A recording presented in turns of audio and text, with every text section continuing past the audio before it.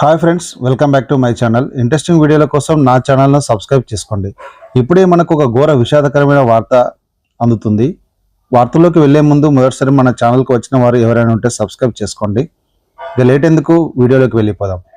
బంగ్లాదేశ్లో ఘోర విషాదం చోటు చేసుకుంది. ప్రముఖ సింగర్, మ్యూజిక్ డైరెక్టర్ మరియు రాజకీయ నాయకుడు ప్రోలయ్ చకీ పోలీసుల కస్టడీలో చనిపోయారు.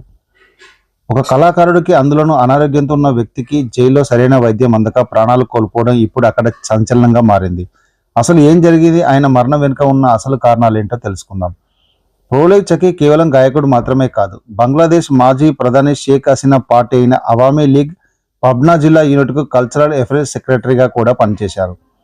అక్కడ ఉన్న కీలకమైన హిందూ నాయకుల్లో ఆయన ఒకరు. అయితే 2024లో జరిగిన ఒక బాంబ్ బ్లాస్ట్ కేసులో సంబంధం ఉందంటూ పోలీసులు ఆయన్ను అరెస్టు చేశారు. కానీ ఆయన కుటుంబ సభ్యులు చెబుతున్న వెర్షన్ మాత్రం గుండెను పిండేసేలా ఉంది. ప్రోలయ్ చకీ ఇప్పటికే హై బీపీ, డయాబెటీస్ మరియు గుండె సంబంధిత సమస్యలు ఉన్నాయి. జైలుకు వెళ్లిన తర్వాత ఆయన ఆరోగ్యం పూర్తిగా క్షీణించింది.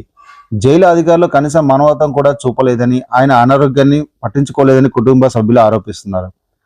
ఆరోగ్యం విషమించి గురువారం నాడు పరిస్థితి చేయి దాటిపోయేదాకా అధికారులు స్పందించలేదట. చివరకు పబ్నా సదర్ ఆసుపత్రికి, అక్కడి నుంచి రాజషాహి మెడికల్ కాలేజీకి తరలించినా ఫలితం లేకపోయింది. ఆదివారం రాత్రి 9 గంటల సమయంలో చికిత్స పొందుతూ ఆయన తుది శ్వాస విడిచారు. ఇక్కడ అత్యంత బాధాకరమైన విషయం ఏంటంటే, ప్రోలయ్ కొడుకు మీడియాతో మాట్లాడుతూ కన్నీటి పర్యంతమయ్యాడు. ఆగస్టు 4న జరిగిన అల్లర్లతో మా నాన్నకు ఎలాంటి సంబంధం లేదు.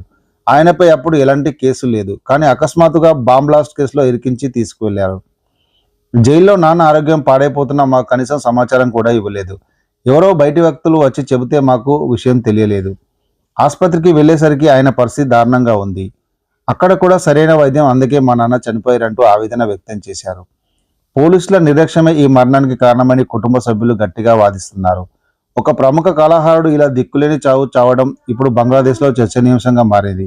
ఈ ఘటనపై మీ అభిప్రాయాన్ని కామెంట్ రూపంలో తెలియజేయండి.